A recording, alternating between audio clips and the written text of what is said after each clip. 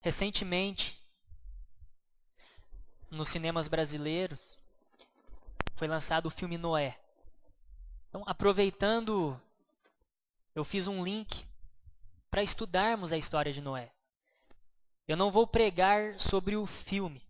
O filme é polêmico, o filme tem algumas distorções bíblicas, não é extremamente fiel à Bíblia. Mas aproveitando, já que o filme foi lançado, então eu quis fazer um link para estudarmos a história bíblica. Na semana passada, a primeira mensagem foi as lágrimas de um Deus justo. Deus exerceu juízo na época de Noé e fez isso com lágrimas nos olhos. E resumindo a mensagem da semana passada, em uma frase ficaria assim: aos olhos de Deus, toda a humanidade se corrompeu e por esta razão merece o juízo divino. Porém, Jesus Cristo veio ao mundo e recebeu o juízo divino no lugar do pecador. Então a mensagem da semana passada foi: aos olhos de Deus, toda a humanidade havia se corrompido. O ser humano encheu suas vidas de pecado. O ser humano se corrompeu e Deus exerceu juízo. Deus fez justiça. Porém, ele foi misericordioso com Noé. Noé, aos olhos de Deus, também era corrupto, também era corrompido. E Noé só foi salvo porque a justiça caiu sobre Jesus Cristo. Diante disto, nós temos duas escolhas: receber o juízo. Então, fazendo um link na época de Noé, toda a humanidade havia se corrompido e eles não abandonaram seus pecados, não abandonaram seus caminhos corruptos e eles receberam a justiça de Deus, eles receberam o juízo de Deus. O mesmo é verdade hoje. Aqueles que vivem na corrupção, aqueles que vivem no pecado, se não abandonarem esta vida, Deus fará justiça. Eles sofrerão o juízo de Deus. Por outro lado, aquele que está na vida de pecado, aquele que vive uma vida corrupta, aos olhos de Deus, todos nós somos culpados. Então, você, eu, minha esposa, meus familiares são culpados aos olhos de Deus. E quando identificamos que somos culpados, a nossa resposta é correr para Cristo e dizer: eu quero a tua misericórdia, eu quero a tua graça. Se você fizer uma oração hoje: Senhor, faça justiça na minha vida, você receberá um raio na sua cabeça e você vai ser fulminado. Agora, o que significa justiça sobre a vida de Cristo? Jesus Cristo foi o maior para-raio de toda a história. O juízo de Deus caiu sobre ele. Lá naquela cruz, a crucificação de Cristo, a justiça de Deus foi aplicada ali. A ira de Deus foi derramada sobre Cristo. Então hoje você corre para Jesus Cristo e diz: eu não quero experimentar a justiça de Deus, mas eu quero experimentar a graça de Deus. Então quando você reconhece os seus pecados, reconhece que é culpado aos olhos de Deus e corre para Cristo, corre para a cruz e confessa seus pecados, você não experimenta a justiça, o juízo de Deus, mas experimenta o amor de Deus e a graça de Deus. Foi exatamente isso que aconteceu com Noé. Olha o que diz o versículo 8 de Gênesis 6. A Noé, porém, o Senhor mostrou benevolência. Isto nós também vimos na semana passada. O termo benevolência aqui no hebraico é o Hanan, que significa o seguinte: o verbo descreve a ação que parte de um superior na direção de um inferior, que não tem nenhum direito a tratamento clemente. Noé não era bom aos olhos de Deus. Noé não era inocente aos olhos de Deus. Noé não merecia perdão. Noé não merecia misericórdia. Noé merecia juízo. Só que Deus, alguém infinitamente superior a Noé, olhou para Noé com misericórdia e chegou para Noé e disse: Noé, você quer receber juízo ou você quer receber graça? Você quer receber a justiça ou você quer receber a misericórdia? E Noé sabia que se recebesse justiça, ele seria exterminado. E ele diz: Eu quero benevolência, eu quero misericórdia, eu quero graça. É a partir daí que você tem que entender o versículo 9 de Gênesis 6. Porque o versículo 9 diz o seguinte: esta é a história da família de Noé. Noé era um homem justo, íntegro entre o povo da sua época. Ele andava com Deus. Quando lemos o versículo 9, a primeira impressão é: Noé era totalmente diferente do povo da sua época. De acordo com o versículo 9, ele realmente era diferente. Mas o que fez ele ser diferente? Qual foi o segredo? O que levou Noé a ser justo, íntegro e andar com Deus? O versículo 8. O versículo anterior traz a resposta. Porque primeiro Deus foi misericordioso. Porque primeiro Deus o abençoou. Porque primeiro Deus foi ao encontro dele. E ofereceu graça, ofereceu perdão, ofereceu misericórdia, ofereceu amor. A partir do momento que Noé recebeu a bênção de Deus, aí sim ele pôde ser justo, íntegro e andar com Deus. À luz do Novo Testamento, Paulo diz isso dessa forma: pois vocês são salvos pela graça, por meio da fé. Isto não vem de vocês, é dom de Deus, não por obras, para que ninguém se glorie. Porque somos criação de Deus, realizada em Cristo Jesus, para fazermos boas obras, as quais Deus preparou de antemão para nós, para que nós as praticássemos. Em outras palavras, você não é salvo pelo que você faz. Você não é salvo por causa das boas obras. Você não é salvo porque você é bonzinho. Deus não abençoa você porque você é bonzinho. Primeiro Deus vai ao seu encontro. Primeiro a graça de Deus alcança você. E a partir do momento que a graça de Deus te alcançou, o perdão de Deus alcançou você, aí sim você está apto para praticar boas obras. Aí sim você está apto para ser justo, íntegro e andar com Deus. Então você tem que entender o versículo 9 à luz do versículo 8. Noé só foi justo e íntegro porque primeiro Deus foi ao encontro dele. Esta é a verdade também na minha vida e na sua vida. Mas vamos entender qual foi a resposta de Noé. Diante da graça, diante da misericórdia, Noé deu uma resposta.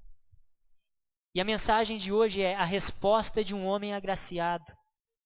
Diante da oportunidade que Deus deu a ele, como ele respondeu? Como ele reagiu? A Bíblia diz que Noé era um homem justo.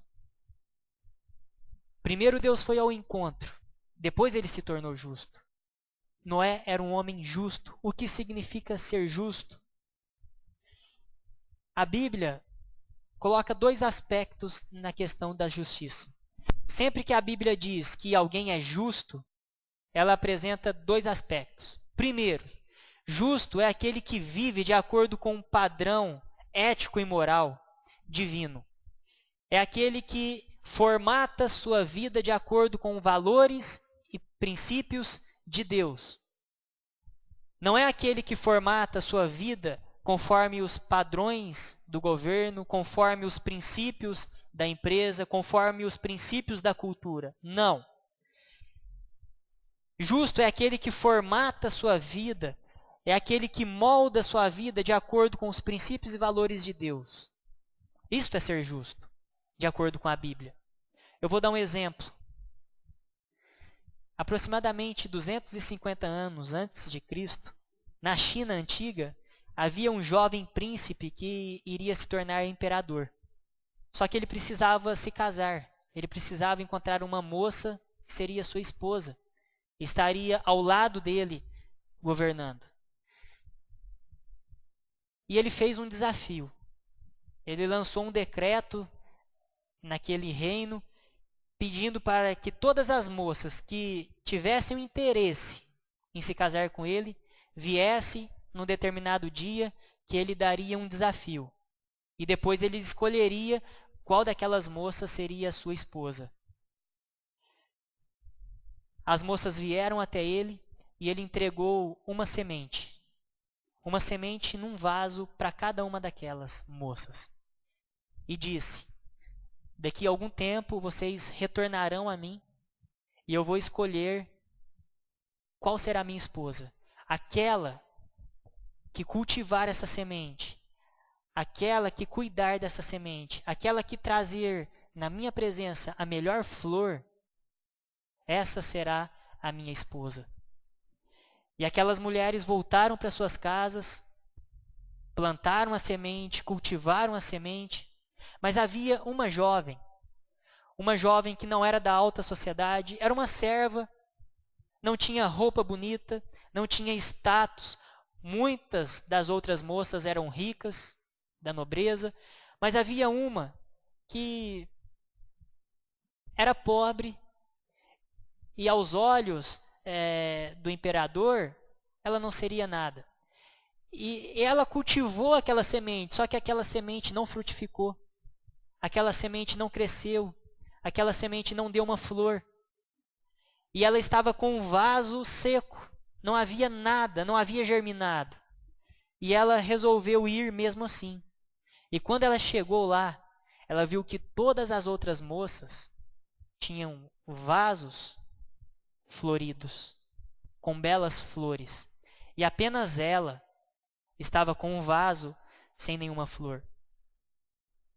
E quando o imperador viu aquilo, disse: eu escolho esta aqui que está com um vaso sem flor. E todas as outras ficaram revoltadas. Mas a minha flor é bela, a minha flor é mais bonita, a dela nem tem flor. E o imperador disse: eu escolho ela porque ela foi justa e honesta. Porque todas as sementes que eu entreguei a vocês são estéreis. Nenhuma semente poderia ter frutificado.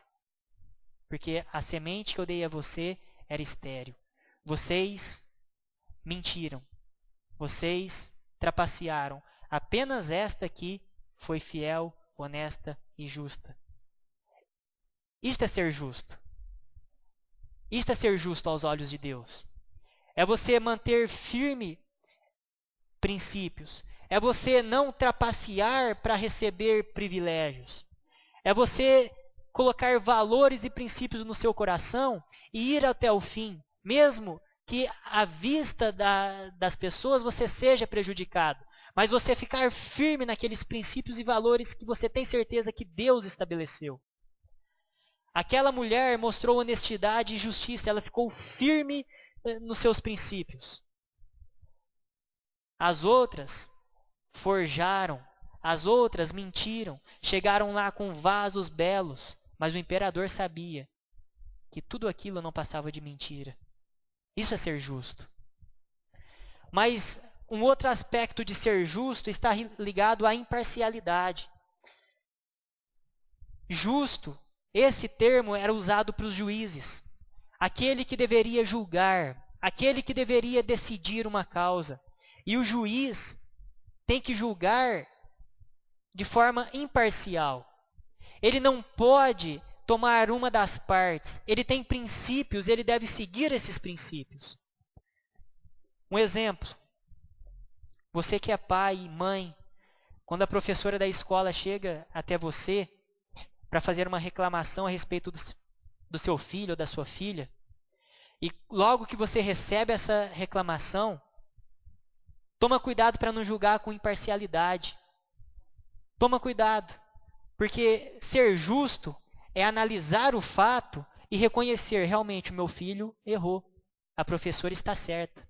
Agora, ser imparcial é sair de lá brigando com a professora. O meu filho não é assim, o meu filho é inocente, o meu filho não faria isso. Toma cuidado, porque ser justo é tomar decisão de forma imparcial. É você julgar conforme a verdade. É você julgar conforme o fato que é colocado diante de você. Noé era um homem justo. Então ele vivia a partir dos padrões divinos. Noé era justo quando tinha que fazer alguma decisão. Ele não era movido pelo sentimento. Porque o sentimento nos engana. Se eu tenho que tomar uma decisão, se eu tenho que ter uma atitude talvez mais rígida em relação ao meu filho, em relação ao trabalho, em relação à esposa, em relação ao marido, se eu for basear essa decisão baseado no meu coração, o meu sentimento vai me enganar. Eu vou ser parcial. Eu vou tomar lado de um em detrimento do outro. E ser justo é você agir com imparcialidade. Mas a Bíblia diz que Noé era um homem íntegro. E o íntegro não é sinônimo de perfeição. Toma cuidado. Deus não pede a sua perfeição. Deus não quer que você seja perfeito. Cuidado com o perfeccionismo. Você não consegue ser perfeito. Eu não consigo ser perfeito. Nós falhamos, nós erramos. Eu erro com a minha esposa, eu erro com a minha sogra, eu erro com os meus pais, eu erro com os irmãos da igreja. Eu erro, eu não sou perfeito. Mas o que significa ser íntegro? Ser íntegro significa pertencer inteiramente a Deus. Íntegro é sinônimo de inteiro, de completo, de integral. É você se doar por inteiro a Deus. É doar seus sentimentos, seus pensamentos, suas emoções, é colocar toda a sua vida na presença de Deus. Não parte da sua vida, não algumas áreas da sua vida, mas ser íntegro é você na sua totalidade se colocar na presença de Deus. Paulo trabalha isso de forma muito clara em Romanos capítulo 12. E aqui a tradução é uma tradução da Bíblia A Mensagem. O pastor Eugene Peterson traduziu a Bíblia para a sua igreja e eu achei interessante a forma que ele coloca Romanos 12, versículo 1 lá. Ele diz assim: portanto, com a ajuda de Deus, quero que vocês façam o seguinte: entreguem a vida cotidiana, o dormir, o comer, o trabalhar, o passear, a Deus como se fosse uma oferta. Sabe o que é ser íntegro? Ser íntegro é colocar a sua vida na totalidade na presença de Deus. Ser íntegro é o seguinte: quando você está de férias, passeando na praia, ser íntegro é você saber que lá naquele local onde ninguém está vendo você, Deus está vendo você. Ser íntegro é lá no trabalho, saber que lá no trabalho, o seu afazer ali é uma oferta a Deus. O seu lazer é um culto a Deus. O seu comer, o seu dormir, o seu passear, tudo isso é um culto a Deus. Quando você está caminhando pelo trânsito e a pessoa fecha você, ali você está oferecendo a sua vida a Deus. Não é algumas partes que você entrega a Deus, mas é a sua vida na totalidade. Isto é ser íntegro. Isto é ser íntegro. É reconhecer que você tem falhas e colocar as falhas diante do Senhor. É reconhecer que você tem alguns dons e colocar esses dons na presença do Senhor. É reconhecer que para algumas coisas você foi capacitado, para algumas coisas não. É ser íntegro, é ser inteiro. É chegar diante do Senhor e dizer: olha, a minha vida toda está na tua presença. Toda a minha vida. Um exemplo muito claro é de um jovem que chegou até a presença de Jesus. E esse jovem chegou até a presença de Jesus e fez a seguinte pergunta: como eu posso ser salvo? E ele começou a falar: eu obedeço os mandamentos, eu honro meu pai, eu não matei, não adulterei. E ele começa a colocar as suas obras, ele começa a colocar os seus atributos. Jesus olha para ele e diz: mas falta uma coisa, você é muito rico. Você é extremamente rico. Vende os seus bens e doe aos pobres. Aquele homem ficou triste, aquele jovem foi embora. Por quê? Ser íntegro é se colocar totalmente na presença de Deus. Aquele homem, aquele jovem, colocava algumas áreas da sua vida na presença de Deus. Mas a vida financeira, ele não colocava na presença de Deus. Algumas pessoas colocam partes da sua vida na presença de Deus, mas tem áreas que não quer colocar na presença de Deus. Talvez a área que não quer colocar na presença de Deus está relacionada à área sexual. Talvez a área que não quer colocar na presença de Deus está relacionada a relacionamentos. Não consegue perdoar, não consegue se relacionar, não consegue fazer amizades. Quando a pessoa deixa de colocar alguma área da sua vida na presença de Deus para que Deus trabalhe naquela área, ela está deixando de ser íntegro, ela está deixando de consagrar a sua vida totalmente na presença de Deus.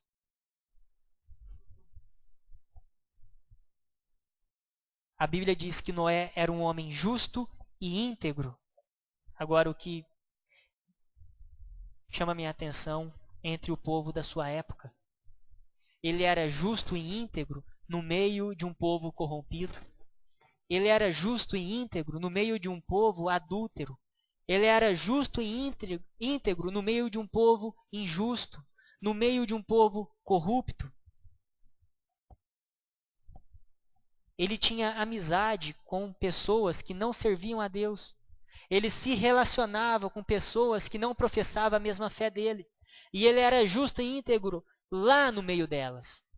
Aqui na igreja é muito fácil você ser justo e íntegro. Aqui na igreja é fácil você colocar uma máscara e dizer, eu sou justo, eu sou íntegro.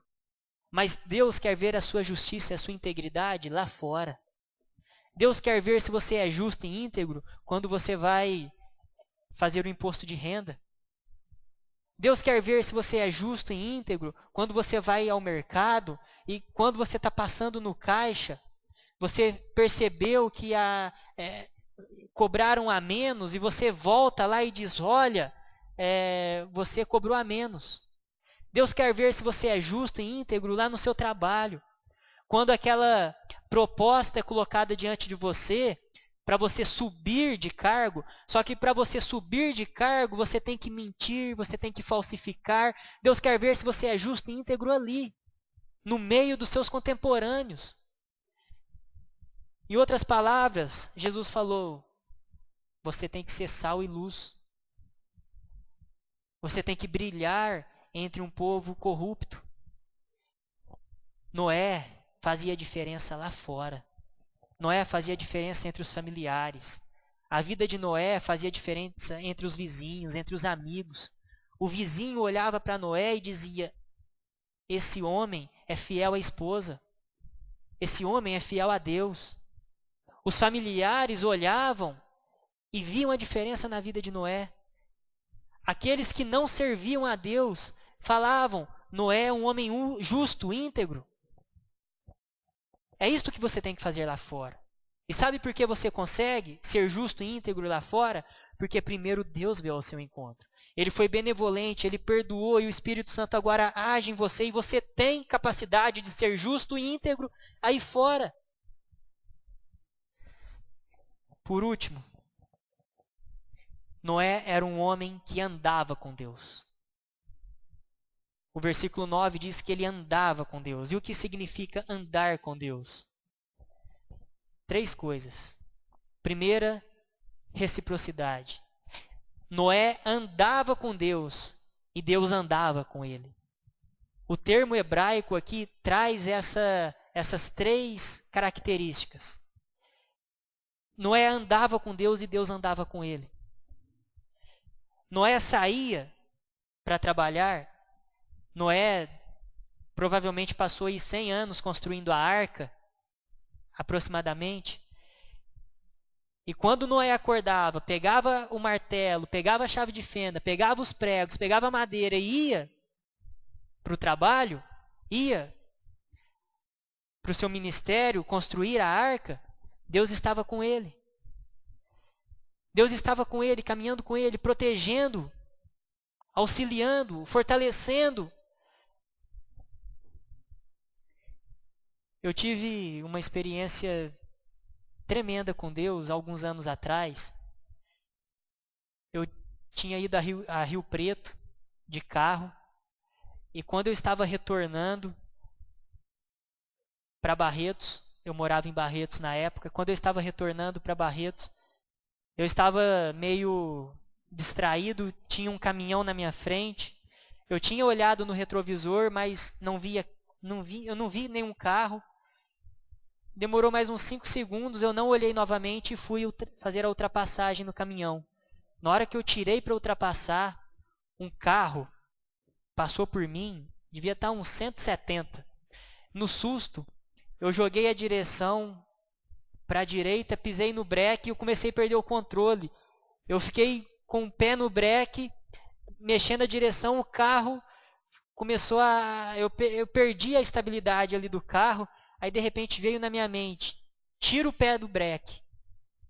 Eu tirei o pé do breque, endireitei a direção e o carro voltou, eu consegui novamente pegar o controle do carro. E naquele momento veio no meu coração, olha, essa voz que você ouviu, tira o pé do breque, foi eu, porque eu estou andando com você. Foi Deus falando no meu coração. E eu percebi que eu ando com Deus, mas Deus também anda comigo. Deus me protege. Quando você acorda de manhã para ir para o trabalho, Deus está andando com você, protegendo você. Quando você sai para o lazer, Deus está ali, andando com você. Quando você sai para visitar um familiar, Deus está ali, andando com você. O andar com Deus tem um aspecto de reciprocidade. Agora tem um aspecto também de continuidade. Noé andou com Deus toda a sua vida. É uma jornada. É uma jornada. Não são alguns metros e para a caminhada. Caminhar com Deus não é andar 100 metros com Deus e depois abandoná-lo. Não é viver 1 ano caminhando com Deus e depois 10 anos longe de Deus. E depois volta, caminha mais 2 anos com Deus e depois o abandona. Não, é um projeto de vida. E aqui, infelizmente, nos falta exemplos. Hoje, as pessoas, os cristãos, infelizmente, estão numa montanha russa. É difícil você encontrar um cristão, você encontra, mas é difícil você encontrar um cristão e olhar para ele e você identificar que aquele cristão caminha com Deus há 10, 20, 30, 40 anos. Ele está ali firme, caminhando com Deus. É difícil o filho olhar para o pai e ver no pai ou na mãe um exemplo de cristão que caminha com Deus há 20, 30, 40 anos, ou seja, caminha a vida toda com Deus. Noé teve esse exemplo. O avô de Noé se chamou Enoque. Enoque caminhou 300 anos com Deus. Enoque caminhou muito tempo com Deus. E Noé viu que o avô caminhava com Deus. E viu que o avô caminhou com Deus por toda a vida. Noé teve uma referência, Noé teve um exemplo. Se você tem filhos, coloque como projeto para a sua vida. E dessa forma você vai abençoar o seu filho, que o seu filho, a sua filha, olhe para você e diga, o meu pai e a minha mãe caminham com Deus. E o caminhar com Deus é um projeto de vida que o meu pai e minha mãe fez. Ele começou a caminhada, ela começou a caminhada e levou a vida toda, porque fizeram dessa caminhada uma jornada. Agora o terceiro aspecto é de reflexão. O termo hebraico traz um aspecto reflexivo. Aqui, eram pessoas de fora refletindo sobre a vida de Noé. Noé deixou um legado. A vida de Noé foi tão impactante na sua geração que gerações posteriores escreveram a respeito dele. A vida dele foi tão impactante que Moisés olhou para Noé e viu em Noé um exemplo de cristão, um exemplo de alguém que teme a Deus. Quando você se rende ao amor de Cristo e deixa que o Espírito Santo trabalhe na sua vida, tornando você uma pessoa justa, um homem justo ou uma mulher justa, um homem íntegro ou uma mulher íntegra. E quando você deixa esse agir acontecer na sua vida e você caminha com Deus, você vai deixar um legado para os seus filhos. Você vai deixar um legado para as próximas gerações. Talvez pessoas daqui a 20, 30 anos vão olhar para a sua vida e contar a biografia da sua vida. Vão escrever um livro a respeito de você. mostrando como Deus agiu na sua vida, como você se rendeu ao amor de Deus, como você caminhou com Deus. Coloca isso como projeto de vida. Outros olhando para você e refletindo, vale a pena seguir a Deus? Vale a pena caminhar com Deus? E a pergunta que eu faço é: você que é cristão, que caminha com Deus já há alguns anos, qual é a reflexão que os familiares fazem a seu respeito? Qual é a reflexão que os amigos de trabalho fazem a seu respeito quando descobrem que você é cristão? Para terminar, queria colocar algumas coisas para a gente refletir e praticar. A sua resposta diante da benevolência de Deus é viver de forma justa e íntegra no meio de amigos e parentes que não conhecem a Cristo? É o que eu acabei de falar. Você se rendeu ao amor de Deus. E agora, quando você vai visitar um parente, quando você vai almoçar na casa de um amigo, quando você vai para o aniversário de um colega, a sua presença lá marca aquelas pessoas. Você ali presente no aniversário de um tio, você ali presente no casamento de um primo, você presente ali na vida dos amigos ali de trabalho. Eles olham para você e percebem que você é íntegro e justo?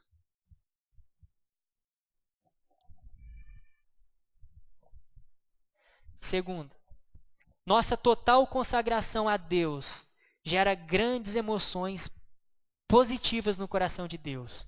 Porém, nossa consagração parcial gera grandes emoções negativas no coração de Deus.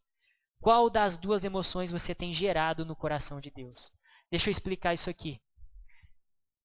Romanos capítulo 12, o texto que a gente leu, diz o seguinte: portanto, rogo-lhes, pelas misericórdias de Deus, se ofereçam como sacrifício vivo, santo e agradável a Deus. O apóstolo Paulo apela para que você se entregue a Deus de forma total. E quando ele coloca uma oferta agradável a Deus, a palavra agradável, ela tem um aspecto de emoção muito forte. Quando você entende que Jesus morreu por você na cruz, quando você entende que você merecia a morte, só que Jesus morreu por você, Jesus se entregou por você, e quando você entende isso, e se entrega, e se rende, e diz: Senhor, eu quero viver a minha vida de acordo com a tua vontade, e você começa, a exemplo de Noé, viver de acordo com os padrões de Deus, e você faz de tudo para que a sua vida se encaixe aos padrões divinos, isso gera fortes emoções no coração de Deus. Isso gera alegria no coração de Deus. Então, sempre que você se entrega totalmente ao coração de Deus, Deus se enche de alegria. Agora, quando você se entrega de forma parcial a Deus, o Espírito Santo se entristece. Aí a pergunta é: qual das duas emoções você tem gerado no coração de Deus? Você tem se entregado parcialmente a Deus? Você tem se entregado de forma superficial a Deus? Se você se entrega de forma superficial e parcial, você tem gerado emoções negativas no coração de Deus. Mas se você se entrega totalmente a Deus, nesse momento Deus sorri. Deus se enche de alegria. Quero convidar você para fechar seus olhos. Nós vamos orar.